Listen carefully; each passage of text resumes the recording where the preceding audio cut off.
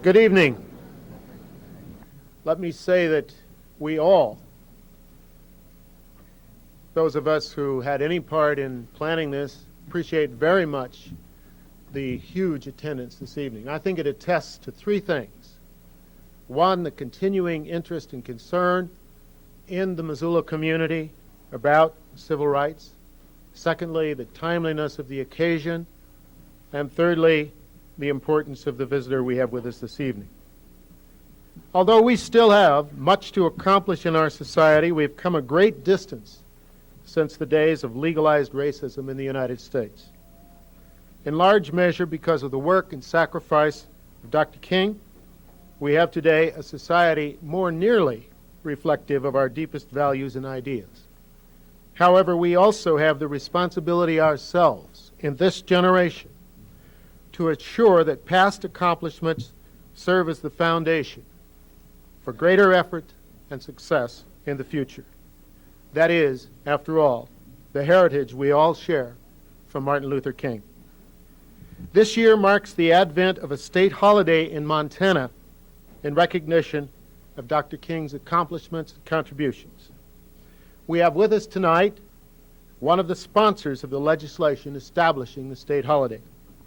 Professor Harry Fritz of the Department of History, who also serves as a state senator from Missoula, will introduce our guest speaker. Harry?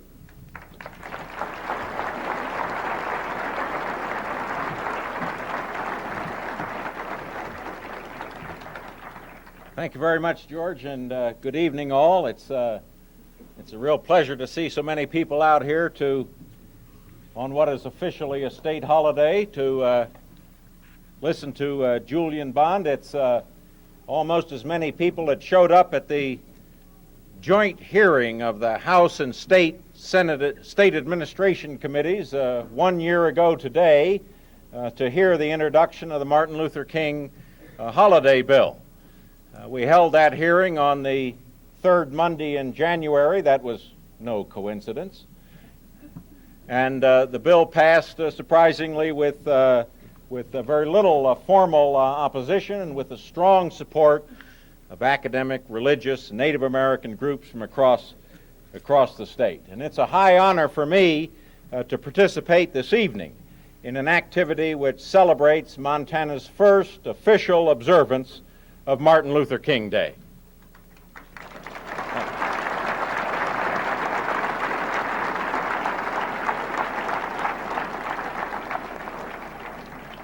Similar functions have occurred across Montana today, in Helena and Great Falls especially, as the state of Montana welcomes the opportunity to join the rest of America in a long overdue celebration. It's particularly gratifying to have with us tonight in Missoula a man who is almost as much a personification of the civil rights movement in America as Martin Luther King Jr. himself. It's customary, I think, today to assume now that his birthday is a state and a national holiday, to assume that Martin Luther King was the one and only grand and glorious architect of the civil rights revolution in America. But as I tried to argue a year ago in Helena, Dr. King often played a hesitant and even conservative role, trying to keep the movement from shattering against the shoals of violence and extremism. At the very least, he could claim, like Abraham Lincoln, to have been controlled by events rather than having controlled them. The problem was that King had to put up with young hotheads like Julian Bond, a college dropout, a founder of SNCC, the Student Nonviolent Coordinating Committee, an opponent of the Vietnam War, and a man who often had to persuade King himself to take the next step in the long road to freedom and equality. Now, Julian Bond first came to national attention when he was elected to the Georgia Legislature but denied his seat. Now, knowing state legislatures, the old guard was probably trying to do him a favor. But like the radical John Wilkes 2 centuries earlier, Bond persisted in winning re-election to the seat he had involuntarily vacated. His cause, ultimately decided in his favor by the U.S. Supreme Court, gained more from the publicity he received than if he'd been quietly seated in the first place. Now, it's one of the banes and one of the virtues of American state politics that it often starts as a roadblock and ends as an avenue to success.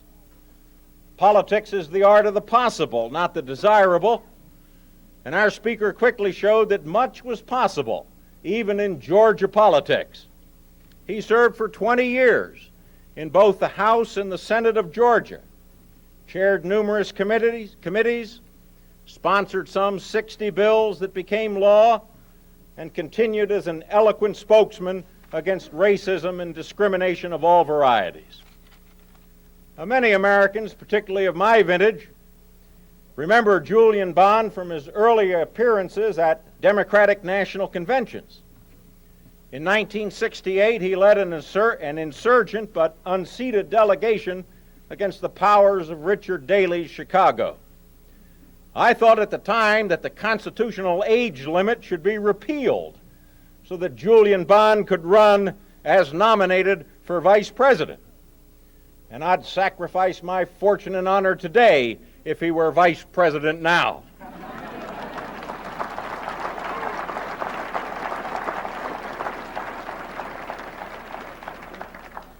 Now, Julian Bond brings to us tonight an impressive resume of academic credentials. He finally did get his degree, of community service and national commitment. He's not just another history professor from Harvard University. He's a media hero who on TV and in newspapers and most recently in the news magazine The Nation has continually urged this nation to live up to its ideals. He's living proof that the civil rights revolution is not history, that there's an ongoing purpose to Martin Luther King Day, and that all of us, even in faraway Montana, have an obligation to keep the doors he opened open to all. Ladies and gentlemen, it's a privilege to present to you tonight the Honorable Julian Bond.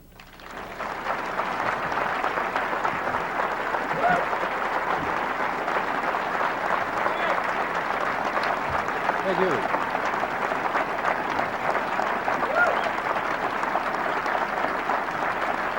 Thank you.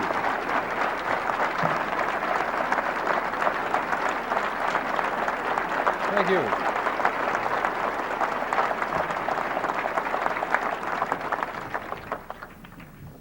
Mr. President, Senator, ladies and gentlemen, thank you a great deal for that kind introduction and your warm welcome. It goes without saying it's a great pleasure to have been invited here this evening on the occasion of Montana's first celebration of the life and the works of the late Dr. Martin Luther King. Also, might add, it's a great pleasure for me to return to this community, this campus, and this state. I came here first in 1972. I remember it well. Professor Ulysses Doss took me horseback riding. I was dressed pretty much as I'm dressed now. But the horse didn't seem to mind. But my fondest memory of Missoula is the young man who met me at the airport. A light snow was falling. This young man knew, I think, that I was from Georgia. And as I came down the steps of the plane and he greeted me there, he said, "Mr. Bond, this is snow."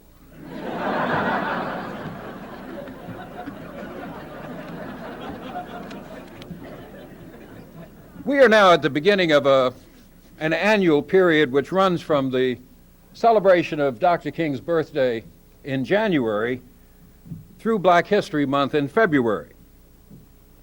Black History Month was begun in 1926 as Negro History Week. It was initially celebrated largely in segregated Southern schools. However, underfunded and understaffed, these schools were responsive to their students. They tried to teach the basics, reading, writing, arithmetic, and history, but also tried to make sure that Negro history was a constant in the curriculum too. Thus, long before I heard the words diversity or multiculturalism applied to education or to the workplace, I knew that a black man had invented the machine that made the shoe industry possible. and that another had designed the city of Washington, D.C., that another had invented the traffic light, and another had discovered blood plasma. Long before I ever dreamed the nation would celebrate a black man's birthday, indeed long before I had heard of or met that man or had become one of his students, my teachers in rural one-room schools with outhouses made sure I knew who I was, where I came from, and what contribution my people had made. I also learned in those schools how to think. We didn't learn that Columbus had discovered America, but rather that Columbus discovered America for Europe. Those who met him here didn't need discovering. They already knew they were here. We knew the textbooks which described the Civil War as a war of northern aggression, or said the war was fought over states' rights, were just plain wrong. The war was fought over whether my great-grandfather and mother would be somebody else's property. And when years later we were told that the war in Vietnam was a war of northern aggression, we knew we had heard that phrase somewhere too. We've come a long way since I was a schoolboy. Our common national understanding of our past and our present is generally greater now than it was then, even if all the details aren't crystal clear. And our understanding of history is clearer, even though we still argue over what that history means. One part of the history we know more about is the history of the mid-century struggle for civil rights. Whether called that or the black struggle or the freedom fight, we know more about it today than ever before. In a few years, for example, we'll have a pretty clear understanding of what Dr. King did and said and thought, and where he was nearly every week of his life, from the beginning of the Montgomery bus boycott in 1955 until his murder in Memphis in 1968. This increase in our knowledge about one of the 20th century's most notable figures has come about, at least in part, because of the continued and increased interest among Americans in King, in the movement associated with him, and the times which produced him and other notable figures in our common past. For the last several years, I have been a history teacher, teaching college students about this great movement that swelled to prominence in the 1950s and the 1960s. Now, some of my students confuse George Wallace, the governor of Alabama in the 1960s, with Mike Wallace, the television newsman then and now.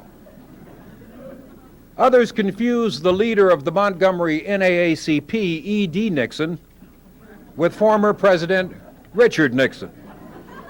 But what and how I teach reflects a great shift in historiography, a rethinking of by whom and for whom and how the civil rights movement was made. If we look back at that movement from today, we see a different view of the events and the personalities of that period. Instead of the towering figures of Kennedys and King standing alone, we now see an army of women and men. Instead of famous speeches made to multitudes, we now see the planning and the work that preceded the speech. Instead of a series of well-publicized marches and protests, we see long organizing campaigns and brave and lonely soldiers, often working in great solitude.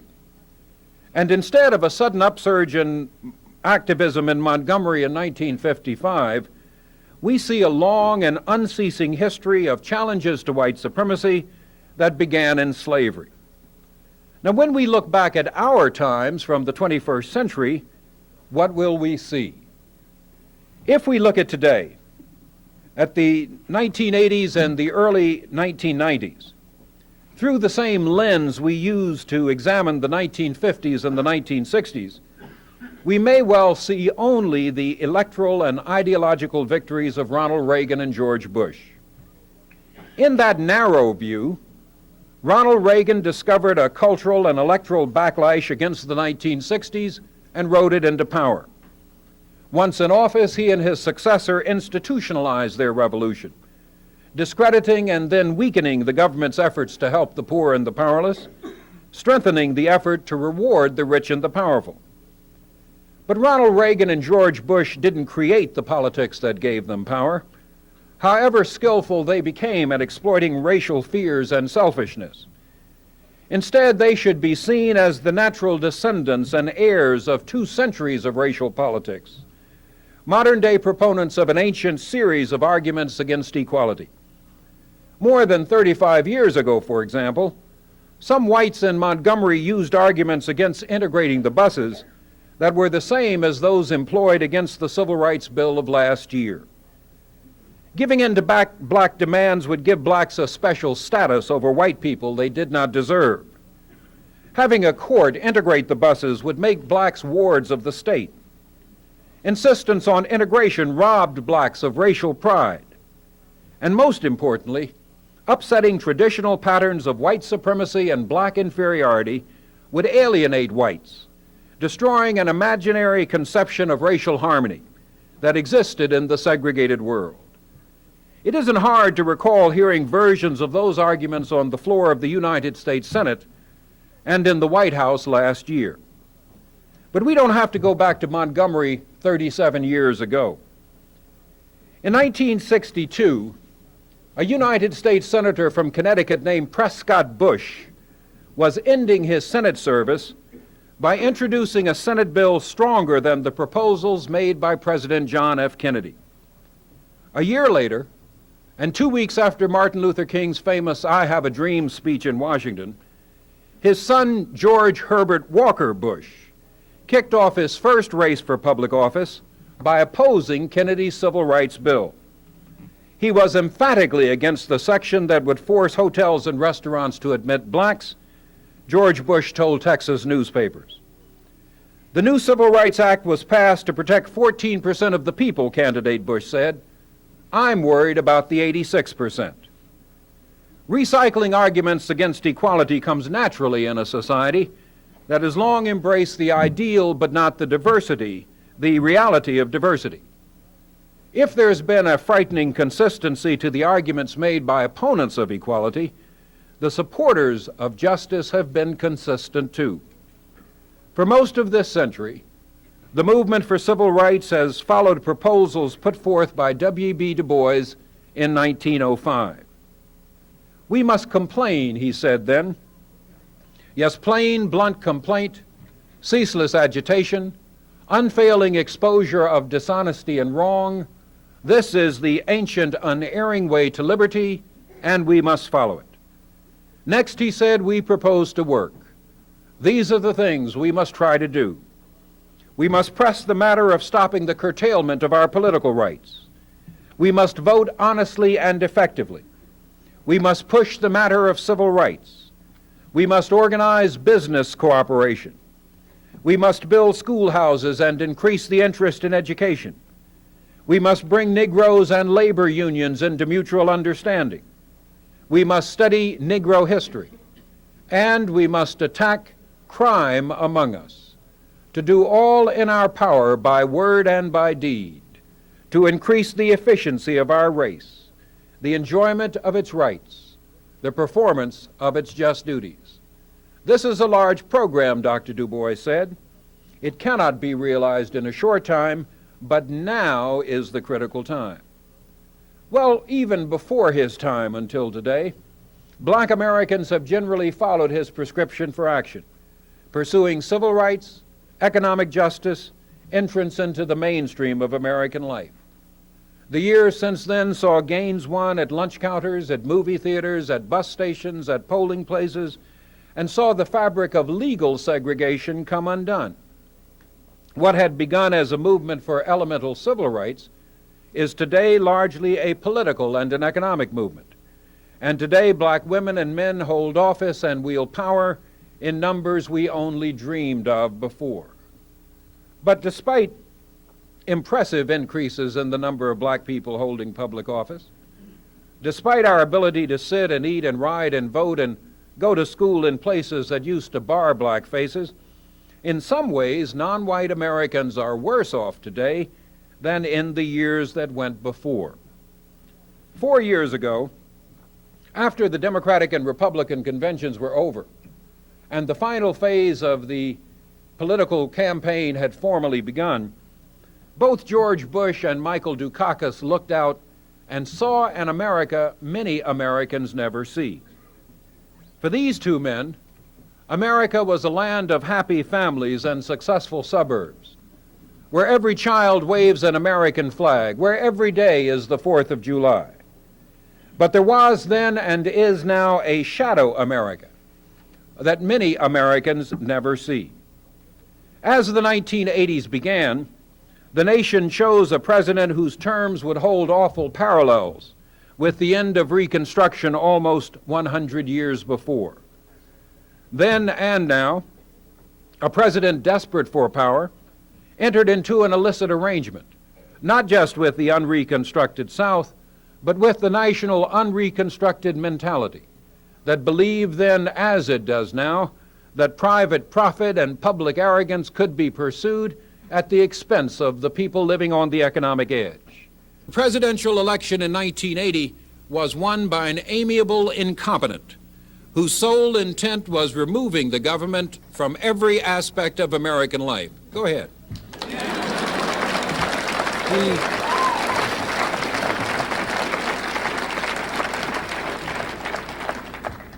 He intended to take the government out of the business of enforcing equal opportunity.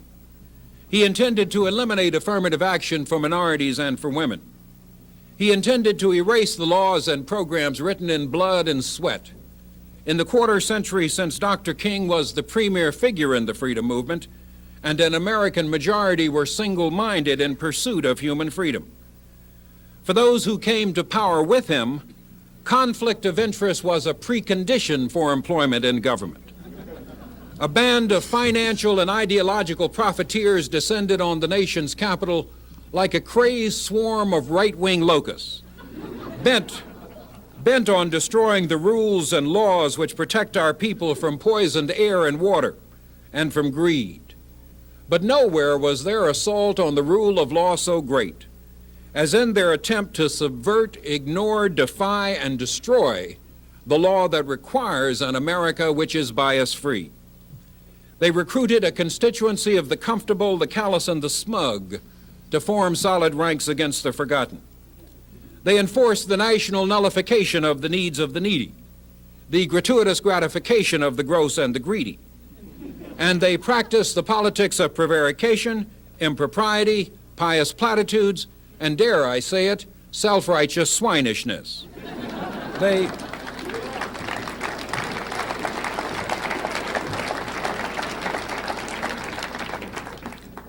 They forced a kind of triage economics upon us, producing the first increase in infant mortality rates in 20 years, and pushing thousands of poor and working poor Americans deeper and deeper into poverty. By midterm, the Census Bureau reported that the number of Americans living in poverty had increased over the previous 4 years by more than 9 million, the biggest increase since these statistics were first collected.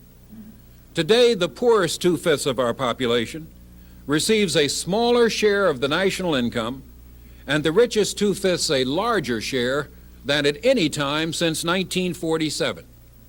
If we are to believe with Thomas Jefferson that the common man is the most precious portion of the state, we find that precious resource in real danger of economic extinction today. Those years were a kind of festive party thrown for America's rich. The middle class got by on 2 paychecks. Median family income was stagnant.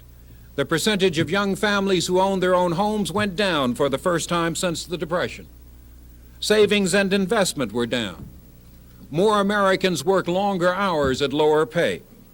And for those Americans whose skins are black or brown, the rate of poverty went up while median family income went down. Poverty for black and Hispanic senior citizens went up. Children who were poor got poorer. The gap between rich and poor grew wider. For these families, it was never morning in America. The only shining points of light they saw were daylight through the cracks in their walls. Permit me to speak as we go along with 2 voices. Difficult for a politician. First, as a contemporary fellow passenger, on what promises to be a tough and frustrating trip toward the 21st century, and secondly, as a witness and participant to an earlier leg on that journey, a trip whose stops will include both Selma and Saigon, both Jackson and Johannesburg, a trip which will take us from Ole Miss to UMass, from Bull Connor's dogs to Ronald Reagan's judges, from the Ku Klux Klan to neo-Nazis and the Posse Comitatus, from Brown versus the Board of Education to Ward's Cove Packing Company versus Atonio, from James Earl Ray to Bernard Goetz and David Duke, from bombs in Birmingham to bigotry in Boston to a beating in Los Angeles. Now, in some ways, the Southern freedom movement we celebrate today was a kind of second Reconstruction, a Reconstruction whose ripples were felt far beyond the Southern states and whose victories benefited far more than blacks. Like the first Reconstruction, almost exactly 100 years before, it focused on making the civil rights protections of America's half-citizens more secure. Like the first Reconstruction, it saw gains for blacks extended to protections for others. Like the first Reconstruction, it gave new life to movements of other disadvantaged Americans. And like the first Reconstruction, the second ended when the national purpose wavered and reaction swept the land. But before it ended, it was our democracy's finest hour. A voteless people voted with their bodies and their feet and paved the way for other social protest. The anti-war movement drew its earliest soldiers from the Southern Freedom Army. The movement for women's rights took many of its cues and much of its momentum from the Southern movement for civil rights. These three impediments to our democracy's success, gender, race, abusive power, these were all weakened by the movement's drive, and we are all better for it today. Some important moments in that movement came in the summer of 1954. In April, young Martin Luther King preached his first sermon as the new pastor of Montgomery's Dexter Avenue Baptist Church. He was 25 years old. He could not have known that in 9 years he would be the most famous black American, speaking at the March on Washington to the largest gathering of civil rights supporters in American history. And he could not have known that in 14 years he would be dead. 10 days after that first sermon, the French forces in a faraway garrison called Dien Bien Phu were overcome. None of us imagined then that 58,000 Americans would lose their lives in Vietnam. 10 days after the French fell, legal segregation fell here at home. The Supreme Court ruled that segregated public schools were against the law.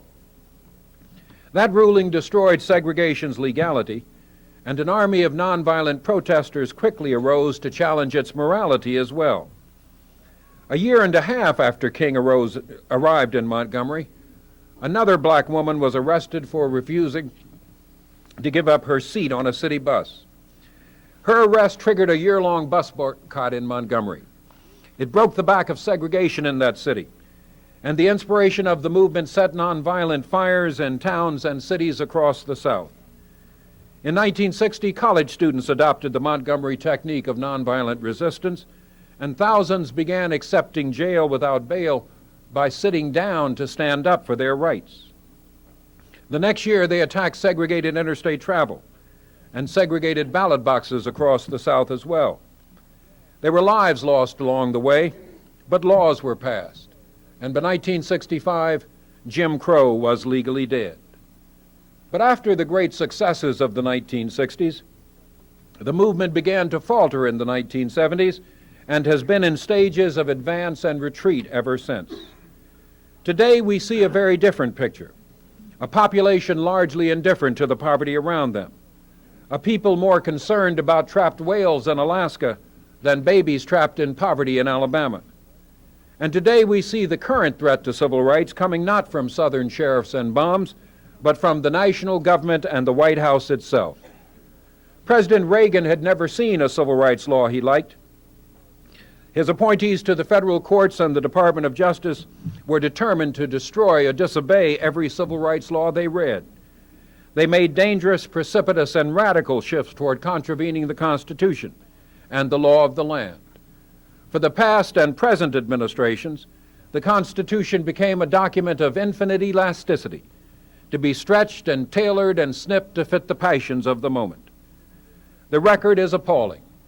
It reveals official lawlessness, a retreat from the bipartisan policies practiced in the past, and ignorance of the law which would have been frightening in a private practitioner. When, however, the wrongdoers were the President and Attorneys General of the United States, the rule of law itself was threatened, and an appeal made to the lowest and basest instincts of our people. But despite this dreary record, there were still successes, and the bipartisan congressional majority on civil rights remained intact. In one sense, yesterday's movement has succeeded far beyond its original sponsors' wildest dreams or its original opponents' wildest fears. In 1964, racists in Congress tried to kill the Civil Rights Act by loading it down with what they thought was a laughable and ridiculous protected class: gender. They could not have imagined how problematic their expansion of civil rights protections would become. We saw one result in the Supreme Court's 1989 Richmond, Virginia set-aside decision.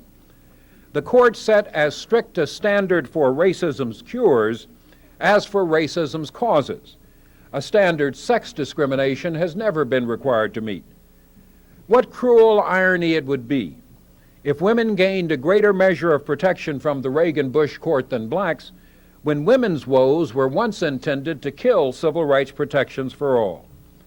Today, through administrative order, court decision, legislative act, the protected classes extend to a majority of all Americans, including white ethnics, the aged, short people, the chemically dependent, the left-handed, the obese, and all religions. We ought to ask ourselves how the road to civil rights became so crowded and what the consequences are. There's obviously something wrong when the claims of the descendants of property sold in the African slave trade are held equal with the claims of short, chemically dependent, left-handed white men. When a limited number of awards is demanded by a limitless number of claimants, then civil rights can be as threatened today as they were by Bull Connor 25 years ago.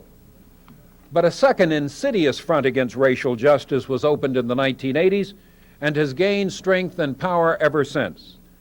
Led by scholars and academicians, funded by corporate America, this movement of neoconservatives aimed its effort at removing government regulation from every aspect of our lives and found a handy, hated target in civil rights. While professing strong support for equal rights, these neo-Bourbons opposed every tool designed to achieve that goal. They discredited affirmative action, not only because it threatened ancient skin privilege, but because it served as an easy symbol of despised government intervention. For these new racists, equal opportunity is a burden society can't afford to bear. Their less than subtle message is that including minorities and women excludes quality. The truth is that true equality requires an increase in competition these new states' writers cannot stand. Their old boy networks in academia and in industry can't tolerate imposition of equal rights.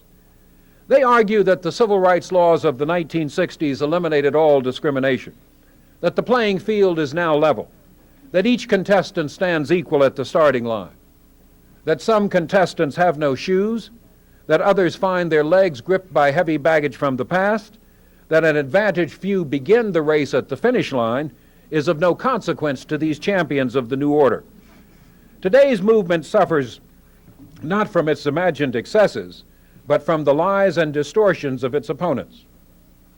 Yesterday's movement has been criticized, in the perfect hindsight of today, for winning gains for middle-class blacks alone. But middle-class blacks in Montgomery didn't ride the city's buses. College professors and bankers in Greensboro didn't eat their lunch at the five and dime. Somebody needs to disabuse the modern world of the notion that the beneficiaries of affirmative action are somehow profiting from it, as if the movement's goals were an investment shared by a greedy few, a sub-tribe of Ebony Ivan Boski's trading up life's ladder. There is no profit in receiving right treatment. Receiving rights others already enjoy is no benefit or badge of privilege. It is the natural order of things in a democratic society. The last item on the civil rights agenda, economic justice, remains unfulfilled and unaddressed. King lost his life supporting a garbage workers' strike in Memphis. The right to decent work at decent pay is as basic to human freedom as is the right to vote. Negroes, King said in 1961, are almost entirely a working people. There are pitifully few Negro millionaires and few Negro employers. That there are more black millionaires today is a tribute to the movement King led. That there are proportionately fewer blacks working today is an indictment of our time and our economic system, a reflection of our failure to keep the movement coming on. The first few years of the kinder, gentler administration only remind us how much things remain the same. The names have changed, but not the actions, and the assault on racial equity continues with just as much determination as before. The President began by choosing as the nation's chief civil rights lawyer a man most Americans would not choose to represent them in People's Court. He continues a performance that is loud in rhetoric but lacks execution through his dismaying attitude toward the Civil Rights Acts of 90 and 91 and his nomination of Judge Thomas to the Supreme Court. Let me see the hands of the people here who believe with President Bush that Judge Thomas was the best qualified person for that job. Let me see the hands of the people here who believe with President Bush that Judge Thomas's race had nothing to do with his nomination. If the 1990s promise expanded freedoms in Southern Africa and in Eastern Europe, we have a right to ask what we can expect here at home. We were right to celebrate the death of totalitarianism overseas, but the clear signs of economic collapse here at home may mean we can't claim victory just yet. Twice before in this century, we saw the private economy unable to cope with the challenges that it faced. 6 decades ago, we embraced an aggressive interventionist government when the private economy proved unable to beat back the Depression, to put wages into people's pockets once again.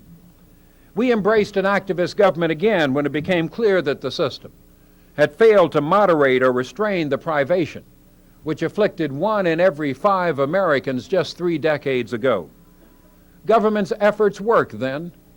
They reduced poverty by more than half, and they removed some of poverty's grimmest conditions: malnutrition, poor housing, ill health. They provided successful job training. They provided early education for low-income children. They increased visits by the poor to doctors, and they cut our substandard housing stock in half. But the message we hear from the Congress and the White House is not encouraging. The President's last State of the Union speech continued the reverse Robin Hood traditions of the Reagan years, squeezing the needy to fatten the greedy. Between Presidents Bush and Reagan, there's not a new paradigm's worth of difference.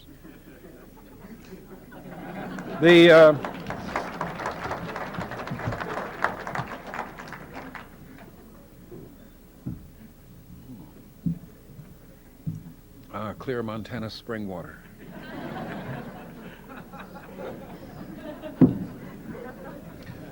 The Democrats have forgotten how to be in opposition. They read the president's lips too, but seem unable to form words or programs of their own. There is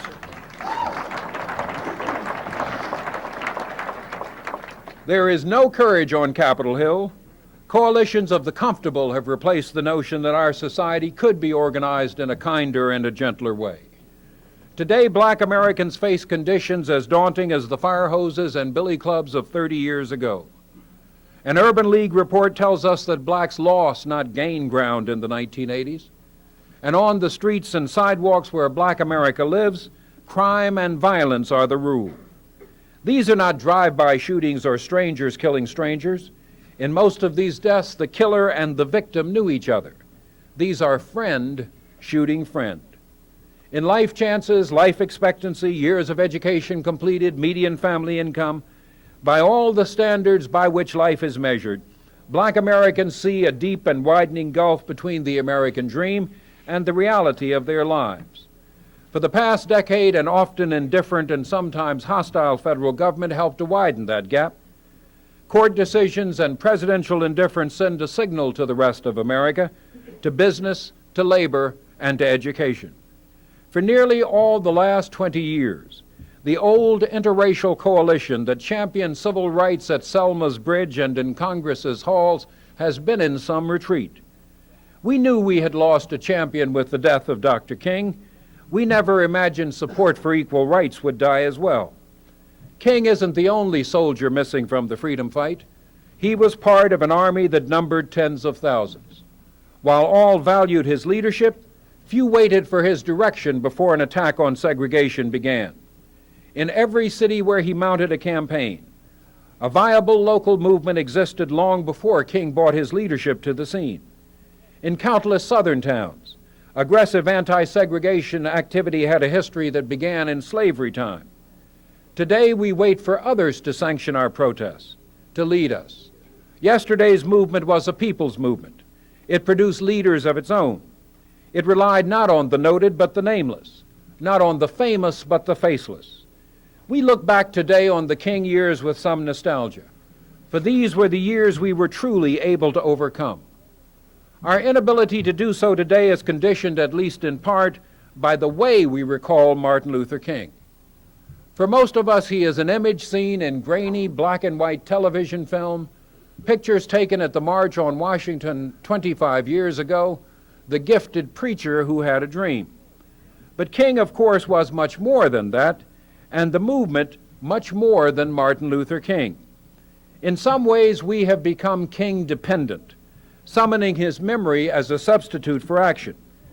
But we forget that he stood at the head of thousands, the people who made that mighty movement what it was. From Jamestown's slave pens to Montgomery's boycotted buses, these ordinary women and men labored in obscurity. And from Montgomery forward, they provided the soldiers of the Freedom Army. They walked to work in dignity rather than ride in shame. They faced mobs in Birmingham and death in Mississippi. They sat in at lunch counters. They stood, they marched, they organized. King didn't march from Selma to Montgomery by himself. He didn't speak to an empty field at the March on Washington. There were thousands marching with him and before him, and thousands more who one by one and two by two did the dirty work that preceded the triumphal march. Black Americans didn't just march to freedom. They worked their way to civil rights through the difficult business of organizing, knocking on doors one by one, registering voters one by one, developing a community effort block by block, creating an effective organization town by town, producing indigenous leadership, often unlettered and inarticulate, but always unafraid. Today we look for others to lead us and direct us. Yesterday we told the leaders where the people were, what the people wanted the leaders to do. Remember, real life isn't a television show where great problems are solved in 28 minutes, just in time for the closing credits. In 1955 and 1956, black people in Montgomery walked for 381 days. But the first Montgomery boycott began in 1906. It lasted 2 years. It failed, but after 50 years of trying, they finally won. You can't push a magic button and make poverty or homelessness disappear, but being unable to change the world overnight is no excuse for failing to try to change your world, a child's world, over time. The people who worked and won in yesterday's civil rights movement didn't stand around wringing their hands and asking, what can I do? What is my role? They didn't say, I wish the NAACP or Dr. King would take care of this. Instead, they looked at the problem, they considered some solutions, and they moved ahead. They didn't say the problem is too big for me. They didn't say we better wait till everybody agrees on what we're going to do. Instead, they said, let's try it. If we win here, we can show others we can do the same. And if we lose, we can try and try again. There is an enormous opportunity for service available to each of us, whomever and wherever we may happen to be. From the block club to the Girl Scouts to the boys clubs to the PTA to the local political club to local political campaigns, there's nowhere willing hearts and minds aren't welcome, nowhere they will be turned away. Most of us here are or will be successful in our lives. Our job is many went before us to smooth the way, and our job to smooth the way for those who come behind. Building such a movement is a difficult but not impossible task. Surely each of us wants to have a say in deciding our common fate. There can be no better prescription for relieving this crisis and for reviving some interest in it than by creating an aggressive victim of its own success. It fought for and won the right to sit in the front of a bus, to cast a vote, to sit at a lunch counter. It launched a political movement in the South, but it failed to sustain and extend itself, and instead saw it dissipated by struggles on the edge. Now that the legal and extra-legal barriers have been largely removed, the battle for the remainder of the 20th century is to close the widening economic gap. None of us should have much difficulty envisioning the world we want, or the program which, if adopted, would ring the new dawn in. We want a society whose single aim is the democratic satisfaction of the needs of its people. We want to guarantee all Americans an equal opportunity to participate in the organization of this society, in the shaping of every public and private decision which affects their lives.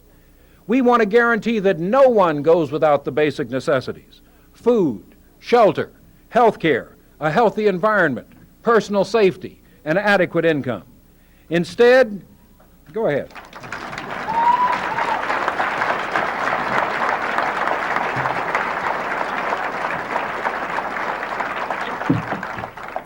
What we need to be about today, and for many, many years to come, is a version of politics that can't be labeled by the old terms. If there's an opening for an American era of politics different from the past, then it must be a citizens' democracy, insurgent but with its focus aimed seriously at power.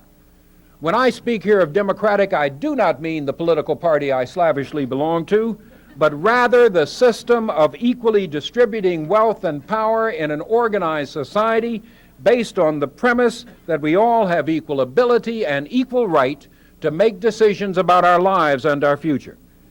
This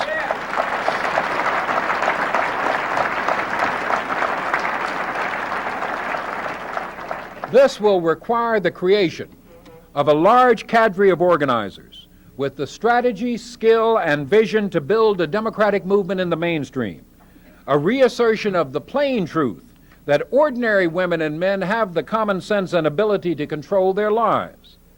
For too many Americans today, civil rights is a kind of spectator sport, a kind of NBA in which all the players are black and all the spectators are white.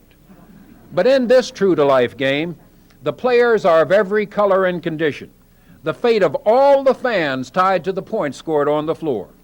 When either team wins, the spectators win too. When 4 little girls died in a Birmingham church bombing, Sally Ride won the right to shoot the moon.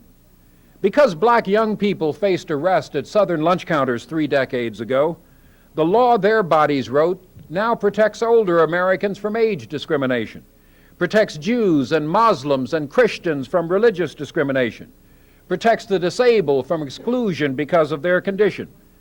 When the struggle for civil rights began to intensify 3 decades ago, we knew it would be hard-fought and never cost-free. But we hoped the American people would bear the burden and pay the price. And for a while, they answered, "We will." But when it began to pinch and squeeze, their commitment began to fade.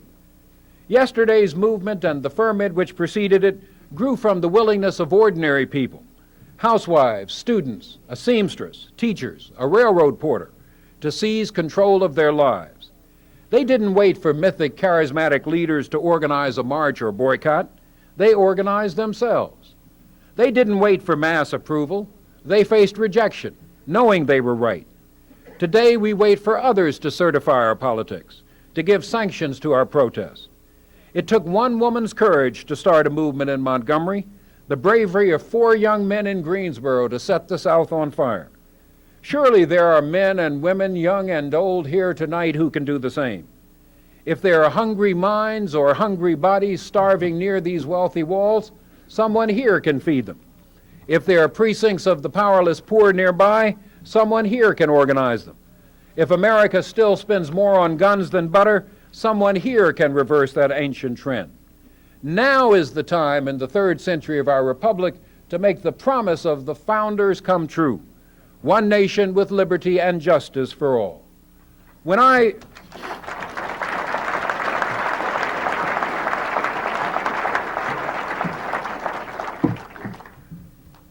entered the labor force more than 30 years ago, 5 workers paid into the Social Security system for every retiree. Their names were probably Carl, Ralph, Bob, Steve, and Bill. When I retire, God willing, there will be 3 workers for every retiree. Their names will probably be Kwanzaa, Maria, and Jose. We need to ensure they have the best future they possibly can. Again, Du Bois speaks to us from the past. He said at the turn of the 20th century, "I believe in God who made of one blood all the nations that dwell on the earth. I believe we all, black, brown, white, are brothers, varying through time and opportunity, in form and gift and feature, but differing in no essential particular, alike in soul and in the possibility of infinite development. I believe in service, humble, reverent service, from the blackening of boots to the whitening of souls. For work is heaven, idleness hell, and wages the well done of the master that summoned all them that labor and are heavy laden, making no distinction between the black sweating cotton hands of Georgia and the first families of Virginia, since all distinction not based on deed is devilish and not divine. I believe in liberty for us all, the space to stretch our arms and our souls, the right to breathe, the right to vote, the freedom to choose our friends, to enjoy the sunshine, to ride on the railroad, uncursed by color, thinking, hoping, dreaming, working as we will in a kingdom of God and love." Thank you.